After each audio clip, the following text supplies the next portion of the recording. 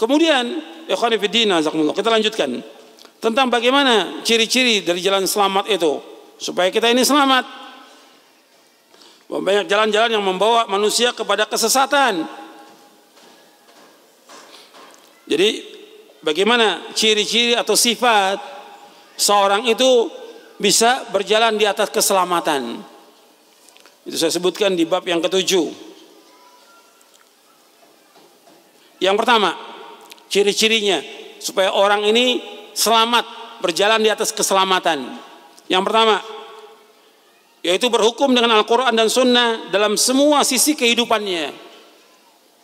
Yang pertama, yaitu dia berhukum dengan Al-Quran dan Sunnah dalam semua sisi kehidupannya, baik dalam masalah akidah, ibadah, akhlak, muamalah, dan yang lainnya. Itu dia berhukum dengan Al-Quran dan As-Sunnah. Jangan cuma ibadah aja. Ada orang ibadah ikut Quran Sunnah, ketika muamalah dia tinggalkan Quran Sunnah, ketika dia berpolitik tinggalkan Quran dan Sunnah. Jadi nggak benar seperti ini. Kalau dia mengikuti Quran Sunnah, ya semuanya diikuti. Sebab Allah memerintahkan dalam Al-Quran, di dalam surah Al-Baqarah ayat 208, ya ayyuhalladzina amanu dukhulu fis silmi kaffah wa la tattabi'u khutuwati syaitan innahu lakum aduwwum mubin.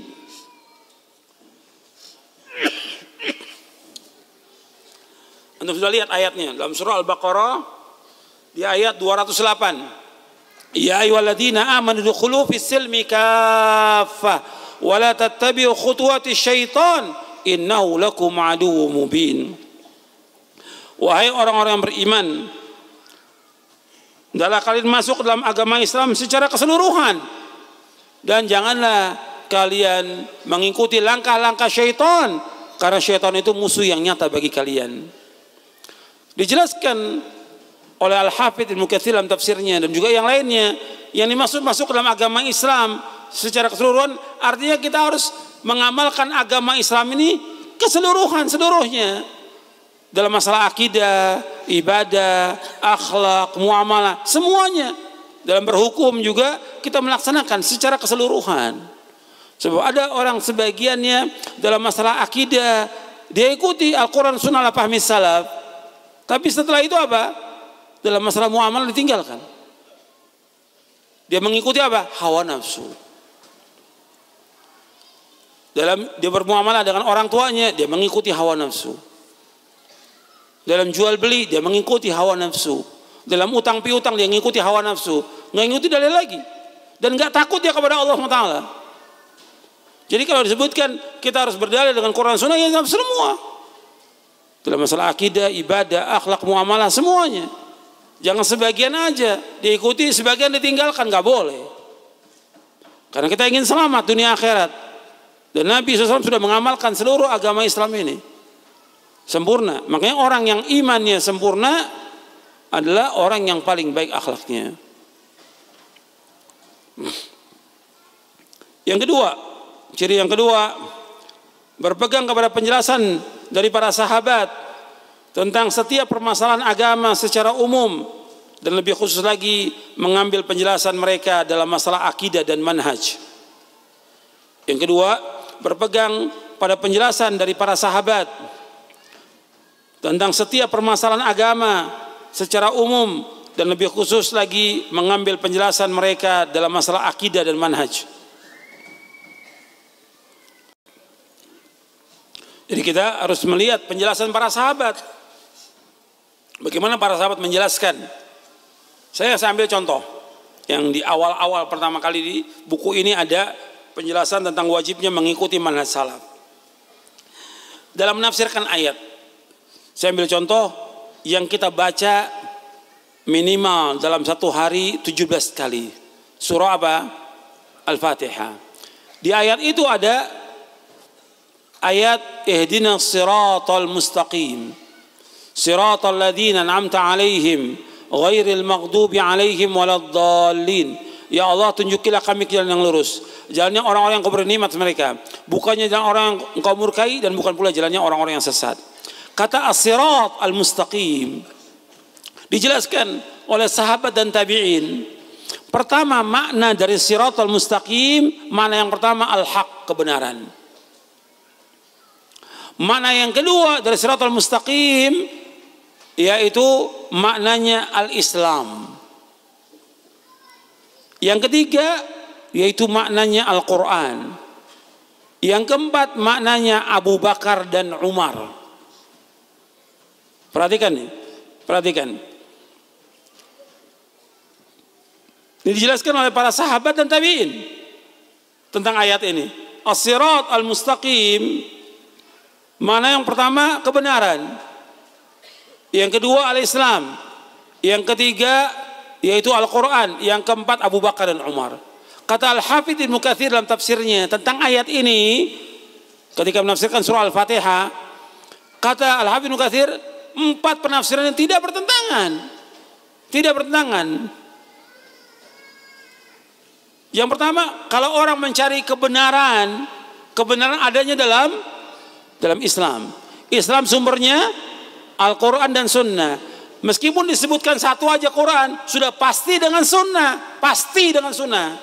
Karena nggak mungkin Al-Quran berdiri sendiri, tidak mungkin selama-lamanya, nggak mungkin. Karena kalau Al-Quran berdiri sendiri nggak pakai Sunnah, orang nggak bisa ngapa-ngapain dalam ibadah kepada Allah, nggak bisa sholat, nggak bisa wudhu, nggak bisa segala macam. Nggak bisa ibadah kalau pakai Quran aja. Al-Quran mengatakan wa aqimus sholat, dirikan sholat. Tapi bagaimana cara sholat? Nggak dijelaskan di Quran. Berapa rakaat? Nggak dijelaskan dalam Al-Quran. Bagaimana rukunya, bagaimana i'tidalnya, bagaimana sujudnya, dijelaskan di mana dijelaskannya? Di dalam sunnah Nabi SAW, dalam hadis-hadis yang sahih. Jadi berarti Al-Quran membutuhkan apa? Sunnah. Al-Quran membutuhkan sunnah. Dan Nabi diberikan hak dan wewenang oleh Allah untuk menjelaskan apa? Al-Quran. Dijelaskan oleh Al-Quran bil bayyinati waz zubur wa anzalna ilaika dzikra litubayyina lin-nasi ma nuzzila ilaihim wa la'allahum yatafakkarun. Dengan membawa keterangan dan kitab-kitab, kami turunkan Al-Quran agar engkau Muhammad menjelaskan kepada manusia apa yang diturunkan kepada mereka, agar mereka berpikir. Jadi kalau disebutkan Quran berarti dengan apa? Sunnah. Perhatikan ini supaya antum paham. Kalau disebutkan Quran berarti dengan apa? Sunnah. Karena nggak boleh orang berpegang kepada Quran saja. Ketika orang berpegang pada Quran saja meninggalkan sunnah, dia muslim atau kafir? Kafir, keluar dari agama ini. Sebab harus dua, Quran dan sunnah. Perhatikan ini, Quran dan sunnah. Kalau orang mengatakan Quran saja nggak perlu pakai sunnah, kafir dia, keluar dari agama ini. Karena menyuruh untuk mengikuti sunnah siapa? Allah dalam Al-Quran. Kata Allah apa? Wa ma atakumur rasulu fakhudhu wa ma nahakum anhu fantahu wattaqullah innallaha syadidul iqab. Apa saja yang datang kepada kamu dari Rasul kamu ambil, yang datang kamu tinggalkan. Bertakwalah kepada Allah karena Allah itu sangat keras siksanya. Jelas ini? Ya, yang keempat. Yang keempat disebutkan Abu Bakar dan Umar. Disebutkan Abu Bakar dan Umar karena apa? Karena Al-Quran dan Sunnah harus difahami dengan pemahaman para sahabat. Disebutkan dua, Abu Bakar dan Umar, karena dia keduanya ini radhiyallahu anhuma tokohnya para sahabat. Tokohnya para sahabat. Dan ini orang yang paling mulia dari seluruh sahabat, Abu Bakar dan Umar. Selalu bersama Nabi, di mana aja Nabi berada masih ada Abu Bakar, Umar. Di mana aja. Nabi keluar, Nabi perang, Nabi duduk, Nabi masuk kebun, mesti Abu Bakar dan Umar. Nabi berbaiat, Nabi umrah, Nabi haji, dan yang lainnya mesti dengan Abu Bakar dan Umar radhiyallahu anhu. Perhatikan, ini dua sahabat yang mulia. Dia merupakan tokohnya para sahabat. Jadi kita wajib mengikuti Al-Quran dan Sunnah menurut pemahaman siapa? Para sahabat. Dua ini lebih khusus karena Nabi bersabda, ittaqu billadzaini min ba'di Abi Bakar wa Umar. Dan akan mengikuti dua orang sudah wafatku, Abu Bakar dan Umar. Dua ini orang yang paling dicintai oleh Rasulullah sallallahu alaihi wasallam. Paling dicintai oleh siapa? Oleh Rasulullah SAW. Dan dua-duanya sebagai apa? Mertuanya Nabi Muhammad SAW. Nabi banyak memuji Abu Bakar, Nabi juga banyak memuji Umar. Tapi dua ini dibenci oleh siapa? Dua ini dibenci oleh siapa? Oleh Syiah. Berarti menunjukkan bahwa mereka bukan orang Islam. Kalau dia orang Islam, mesti mencintai siapa? Sahabat Nabi. Dua sahabat yang mulia yang dibenci oleh siapa? Orang-orang Syiah. Berarti mereka bukan orang Islam, orang-orang munafik. Orang munafik mereka ini. Sahabat yang mulia dicaci maki, dilaknat dalam ibadah mereka kepada Allah. Nggak mungkin. Ini bertentangan dengan Quran, bertentangan dengan Sunnah. Allah memuji sahabat. Dari seluruh sahabat yang pertama kali masuk siapa? Abu Bakar dan Umar. Allah puji. Allah jamin nggak Abu Bakar Umar dengan surga? Dijamin. Bahkan Nabi mengatakan Abu Bakar fil jannah, Umar fil jannah, Utsman fil jannah, Ali fil jannah, dan disebutkan lagi 6 sahabat yang lainnya fil jannah, di surga. Pasti masuk surga. Tapi justru 2 orang ini dibenci oleh siapa? Oleh Syiah, laknatullah alaihim. Syiah ini. Mudah-mudahan Allah melaknat mereka. Sahabat yang mulia dilaknat oleh mereka setiap hari. Yang dijamin oleh Allah dengan surga. Kalau mereka orang betul Islam, nggak mungkin. Ini orang-orang munafik ini mereka ini. Syiah ini orang-orang munafik yang menyusup ke dalam agama Islam, yang merusak agama Islam ini. Karena yang pertama kali yang membuat agama Syiah siapa? Siapa? Abdullah bin Saba al-Yahudi laknatullah alaih. Yang pertama kali membuat agama Syiah, yang merusak agama Islam ini gara-gara mereka ini. Maka nggak boleh orang mencela sahabat. Mencela sahabat hukumnya dosa besar. Dan sebagian ulama mengatakan kafir orang mencaci maki sahabat. Seperti Imam Malik berpendapat orang mencaci maki sahabat kafir keluar dari agama Islam. Nggak boleh kita mencela sahabat. Dan di sini ada di Bandung ini, ya, kelompok-kelompok Syiah yang wajib kita hati-hati. Karena Syiah itu sangat berbahaya untuk Islam dan kaum muslimin. Saya lanjutkan. Jadi penjelasan tentang ayat ini bahwa makna siratal mustaqim itu dijelaskan oleh sahabat. Apa? Yaitu Quran, al-haq, al-Islam, Al-Quran, dan pemahaman para sahabat. Jadi kita harus mengikuti pemahaman mereka dalam masalah akidah, masalah manhaj. Yang ketiga, ciri orang yang selamat yaitu tidak memperdalam masalah yang tidak dapat dinalar oleh akal. Jadi tidak memperdalam masalah yang tidak dapat dinalar oleh akal.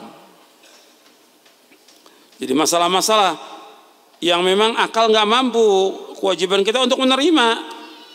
Seperti berbicara tentang zat Allah, nggak boleh kita berbicara tentang zat Allah. Atau tentang sifat-sifat Allah, kita wajib mengimani, karena akal kita nggak mampu. Maka Nabi bersabda, tafakkaru fi khalqillah wala tafakkaru fillah. Fikirkan tentang makhluk Allah, jangan berpikir tentang zat Allah, karena nggak akan mampu. Nggak akan mampu kita. Yang disuruh pikirkan tentang makhluk Allah, disuruh pikirkan tentang diri kita, tentang alam semesta, pikirkan supaya tambah iman kita kepada Allah SWT. Tapi tentang zat Allah nggak boleh.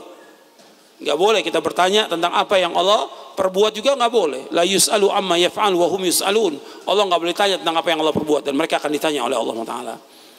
Jadi kita perhatikan itu. Kita berbicara tentang masalah nama dan sifat Allah, kita wajib taslim. Sami'na wa ata'na. Jangan kita berbicara yang memang akal ini nggak mampu. Disuruh kita untuk taslim. Karena apa? Wahyu lebih tinggi daripada akal. Akal harus tunduk kepada wahyu. Dalam masalah-masalah akal yang dia harus tunduk, diam, nggak boleh berbicara, tunduk dia. Dalam masalah yang dia boleh berbicara, boleh berpikir, nggak ada masalah, pikirkan tentang penciptaan langit dan bumi, tentang ciptaan manusia dan alam semesta, nggak ada masalah dia berpikir tentang itu. Tapi bicara tentang zat Allah nggak boleh. Itu perhatikan. Karena apa? Akal manusia punya keterbatasan. Ketika manusia itu melanggar larangan ini, dia masuk juga yang bukan pada tempatnya dia untuk masuk, sesat dia. Kita ambil contoh banyak tokoh-tokoh ahli filsafat yang sesat, banyak tidak? Banyak. Ada sebagian mereka yang menyesal di akhir hayatnya, seperti Ar-Razi, Al-Juwaini, Imamul Haramain, dan yang lainnya, yang di akhir hayatnya menyesal. Kenapa dia masuk pembicaraan kepada ilmu kalam, kepada filsafat, sampai bicara tentang Allah dengan ra'yunya, dengan pendapatnya, yang kemudian dia sesat dengan sebab itu. Penyesalan mereka ada dalam buku-buku mereka dan dikutip oleh para ulama penyesalan mereka di akhir hayatnya. Dan ilmu yang mereka kaji dari filsafat itu nggak ada manfaatnya. Ilmu kalam tidak ada manfaat sama sekali. Kemudian yang keempat, memperhatikan tentang tauhid al-uluhiyah. Memperhatikan tentang tauhid al-uluhiyah. Karena antum perhatikan bahwa tauhid itu yang sudah kita pahami dari penjelasan para ulama berdasarkan istiqra. Istiqra itu artinya berdasarkan dengan mereka baca Al-Quran, mereka baca hadis Nabi, mereka mudahkan bikin kesimpulan bahwa tauhid ada 3, yaitu tauhid rububiyah, tauhid uluhiyah, dan tauhid asma wa sifat. Itu untuk memudahkan aja, bukan sesuatu yang baru, bukan sesuatu yang beda, bukan, untuk memudahkan dengan dasar dalil dari Al-Quran dan sunnah Nabi yang sahih, yaitu tauhid dibagi menjadi 3, yaitu tauhid ar-rububiyah, al-uluhiyah, asma wa sifat. Tauhid rububiyah, kaum musyrikin mengakui atau tidak? Mengakui. Rububiyah itu berkaitan dengan perbuatan Allah. Allah sebagai pencipta, Allah pemberi rezeki, Allah pemilik langit dan bumi, Allah yang mengatur alam semesta, Allah yang menghidupkan, Allah mematikan, Allah yang sudah mentakdirkan semua takdir makhluk ini. Ini berkaitan dengan perbuatan Allah. Namanya tauhid rububiyah. Orang-orang musyrikin mengakui. Bahkan kalau kita tanyakan kepada mereka, kata Allah tentang siapa menciptakan langit dan bumi, mereka katakan Allah. Wala in sa'altahu man khalaqas samawati wal arda la yaquluna Allah. Seandainya kalian tanya kepada kaum musyrikin siapa menciptakan langit dan bumi, mereka katakan Allah. Mereka mengimani tentang tauhid rububiyah. Tapi yang kedua, tauhid uluhiyah tidak mereka. Disuruh mereka untuk beribadah hanya kepada Allah, mereka enggak mau. Ketika mereka disuruh untuk mentauhidkan Allah, mengikhlaskan ibadah hanya kepada Allah, mereka enggak mau. Sampai ketika Nabi mendakwakan ibadahkan kepada Allah. Allah menciptakan semuanya, hanya ada satu ilah, nggak ada yang lain. Apa kata mereka? Aja'alal alihata ilahan wahida inna hadza la syai'un ujab. Kata mereka, dijawab mereka, Allah abadikan dalam Al-Quran, apakah engkau akan jadikan Tuhan yang banyak ini?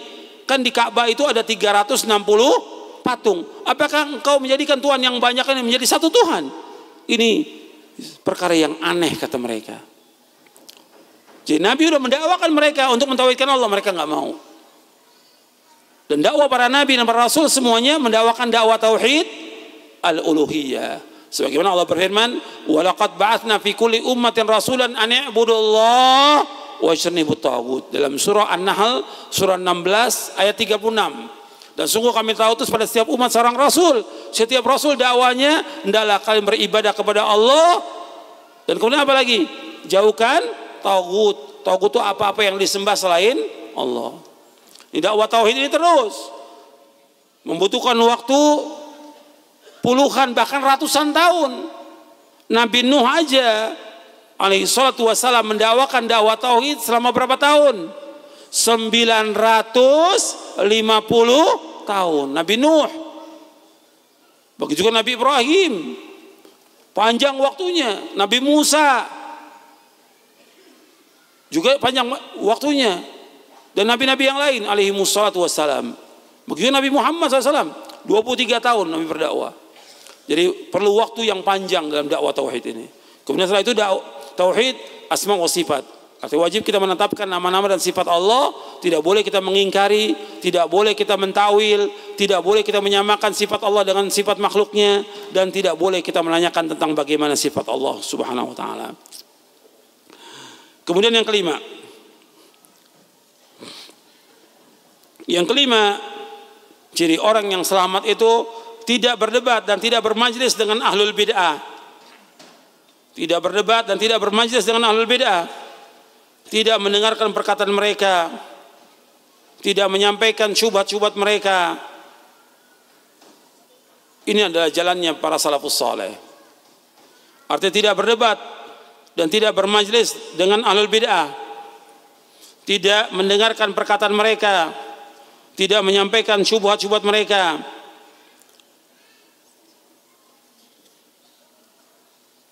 Jadi kita tidak boleh mendengarkan kajiannya ahlul bid'ah, nggak boleh. Duduk dengan mereka bersama-sama, jadikan teman mereka, nggak boleh. Siapa ahlul bid'ah? yang pokok seperti yang awal tadi tentang firqah yang sesat seperti Syiah, Qadariyah, Murji'ah, Mu'tazilah dan yang lainnya.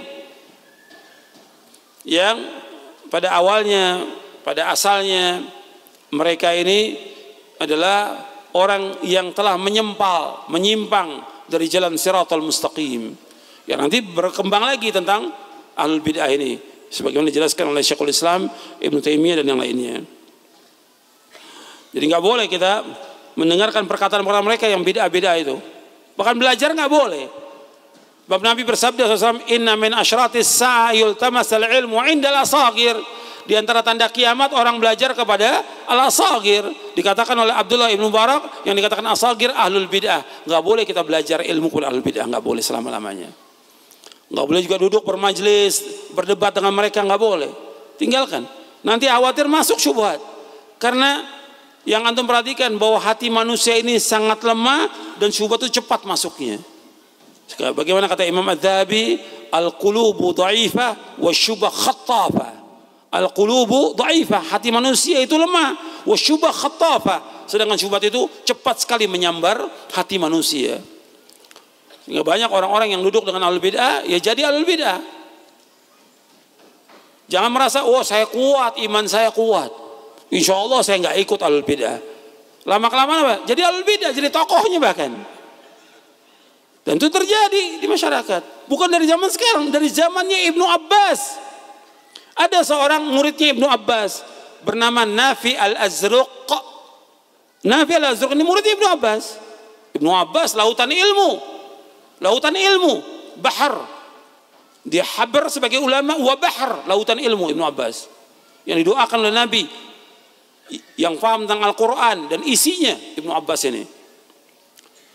Murid Ibnu Abbas. Dia bergaul dengan apa? Dengan ahlul bid'ah, dengan khawarij. Mungkin dia yakin bahwa dia insya Allah nggak akan kena, karena muridnya orang alim. Akhirnya terjadi apa? Syubhat masuk sampai dia menjadi tokoh khawarij, Nafi al-Azruq ini. Dan itu terjadi dan akan terjadi seperti itu juga. Makanya nggak boleh berteman dekat dengan ahlul bid'ah, nggak boleh. Duduk dengan mereka nggak boleh, bermajlis dengan mereka nggak boleh, apalagi debat dengan mereka. Jangan debat dengan al-bid'ah. Kecuali kalau memang orang-orang yang ingin mencari kebenaran, dia munaqasyah, tujuannya untuk mencari kebenaran, bukan hawa nafsu.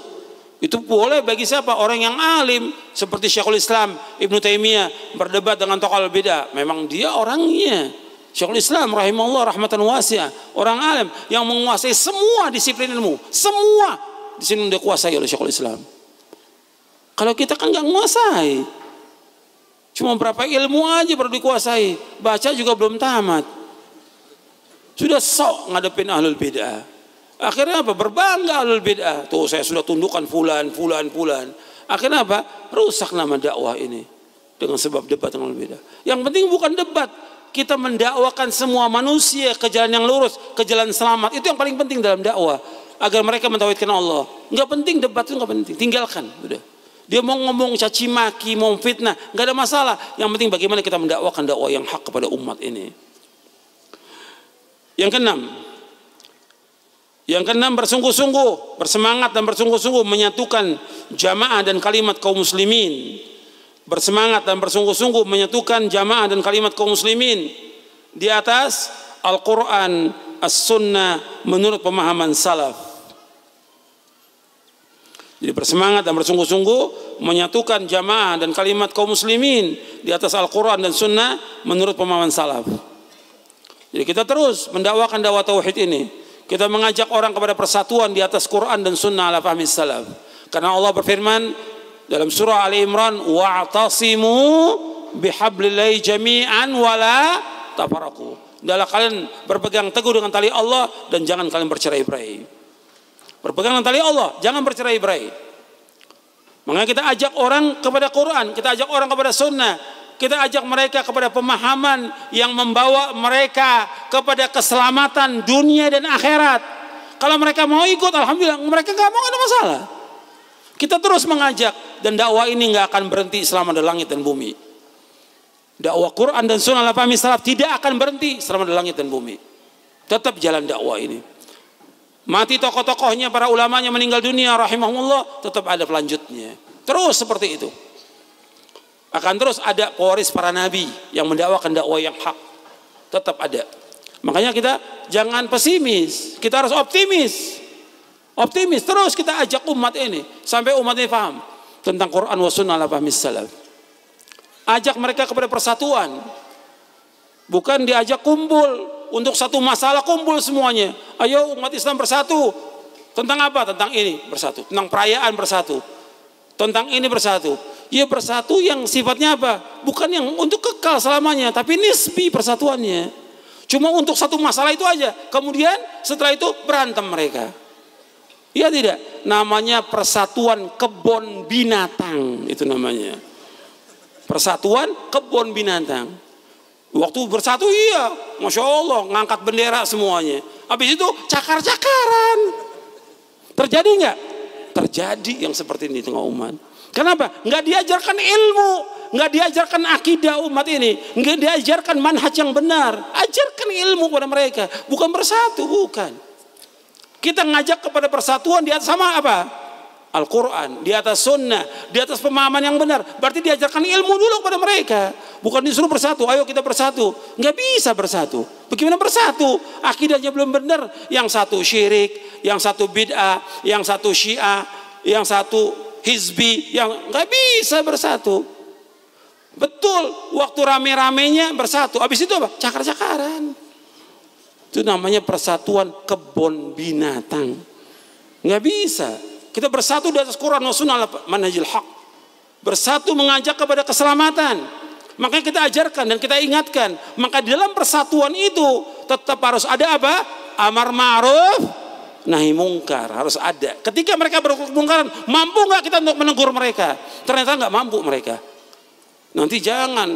Nanti pecah belah. Nanti tersinggung orang. Akhirnya rusak agama ini. Ketika Allah menganjurkan wa'tasimu bihablillah jami'an wa la tafarraqu. Lanjutan ayatnya apa?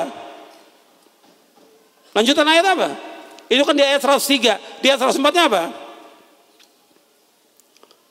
Coba antum lihat di surah Ali Imran. Di ayat lanjutannya berkaitan dengan apa? Amar ma'ruf nahi mungkar. Jadi persatuan yang hakiki yang sebenarnya harus ada apa? Amar ma'ruf nahi mungkar, menyeru mereka kepada taat kepada Allah, melarang mereka dari kemungkaran, melarang mereka dari syirik, melarang mereka dari bid'ah. Mau nggak mereka terima? Nggak mau. Karena Allah menyebutkan di ayat 104-nya dalam surah Ali Imran, wa takum minkum ummatun yad'una ilal khairi wa ya'muruna bil ma'rufi wa yanhauna 'anil munkar wa ulaika humul muflihun. Mestinya ada di antara kalian orang-orang yang mengajak kepada kebaikan, menyuruh yang ma'ruf, yad'una al khair, mengajak kepada kebaikan, menyuruh yang ma'ruf, mencegah yang mungkar. Dan mereka orang-orang yang sukses, orang yang beruntung, orang yang selamat. Coba kalau persatuan, ketika kita bicarakan soal masalah akidah, tauhid, oh jangan bicara dulu, jangan. Ini umat lagi bersatu nih, kata mereka. Jadi nggak boleh ditutup mulut kita, nggak boleh ngomong.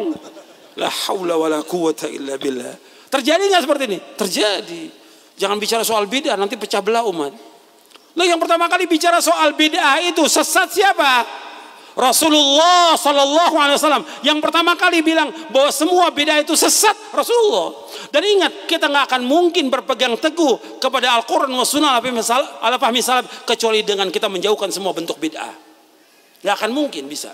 Karena hadisnya satu. Nabi menyebutkan, "Man ya'ish minkum ba'di fasara ikhtilafan katsira fa 'alaikum bi sunnati wa sunnatil khulafa'il mahdiyyin ar-rasyidin tamassaku biha wa 'addu 'alaiha bin nawajid wa iyyakum wa muhdatsatil umur fa inna kulla muhdatsatin bid'ah wa kulla bid'atin dhalalah." Satu hadisnya. Jadi barang siapa yang hidup sudah wafatku akan melihat perpecahan yang banyak, perselisihan yang banyak. Adalah akan berpegang pada sunnahku, sunnah khalifahku yang terpimpin dan lurus. Pegang erat-erat gigit dan geram kalian. Setelah itu apa Nabi katakan apa? Jauhkan diri kalian dari setiap perkara-perkara yang baru dalam agama. Karena setiap yang baru adalah bid'ah, setiap bid'ah adalah sesat. Ini sabda Rasulullah SAW. Hadis ini sahih. Riwayat Imam Ahmad, Abu Daud, Tirmidzi, Al-Hakim dan yang lainnya. Sahih. Jadi ini perhatikan. Jadi poin ke-6 itu bersemangat menyatukan. Dan memang dakwah salaf, dakwah yang menyatukan, bukan memecah belah umat, tidak. Seperti Nabi Muhammad. Ini contoh, ini penting untuk antum pahami. Ketika Nabi Muhammad SAW mendakwakan dakwah tauhid, Nabi Muhammad dituduh nggak memecah belah umat? Dituduh. Karena otomatis akan terjadi pemilahan. Yang ikut tauhid dia akan berpisah dengan orang tuanya, dengan keluarganya, dengan kaumnya, dengan sukunya, dengan kabilah, akan berpisah mengikuti Rasulullah. Yang tidak tetap dengan kabilahnya, mesti akan terpisah. Mesti akan terpisah. Nggak bisa bersatu antara kekafiran dengan iman, mungkin nggak bersatu. Tidak akan mungkin bersatu selama-lamanya antara iman dengan kufur, selama-lamanya nggak bersatu.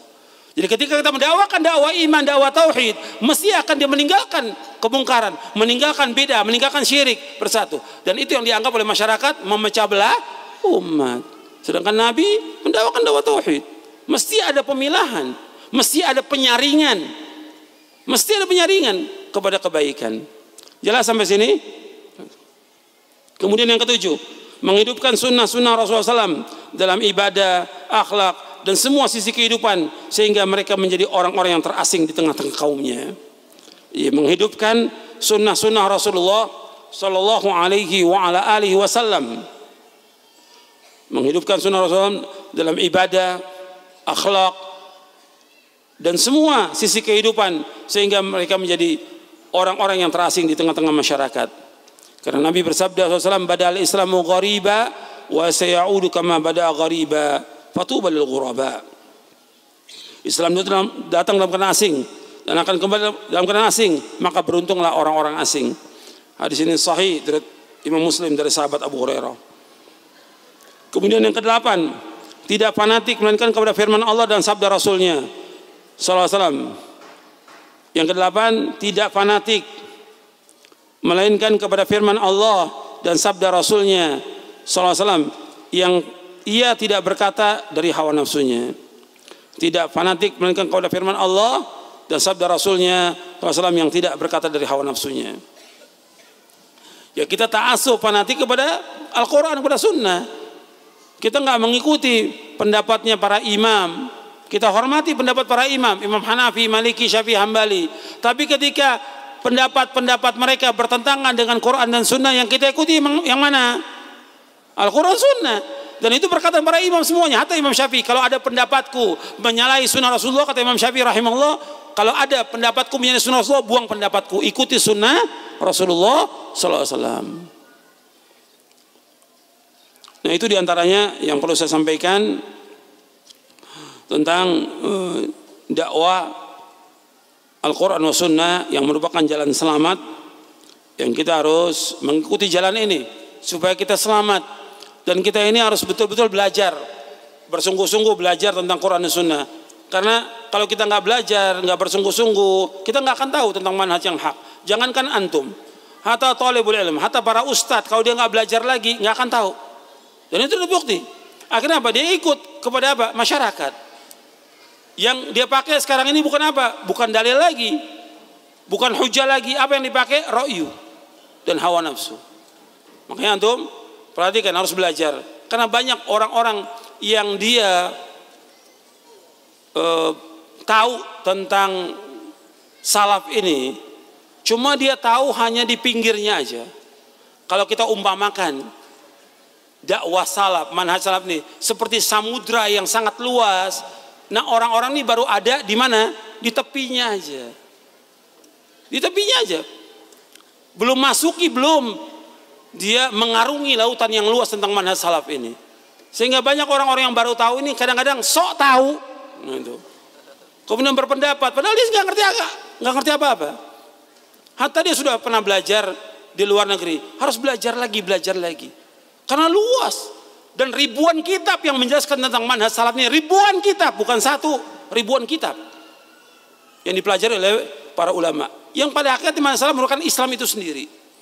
Kemudian juga kalau kita umpamakan dakwah salaf ini, manhaj salaf merupakan istana yang indah.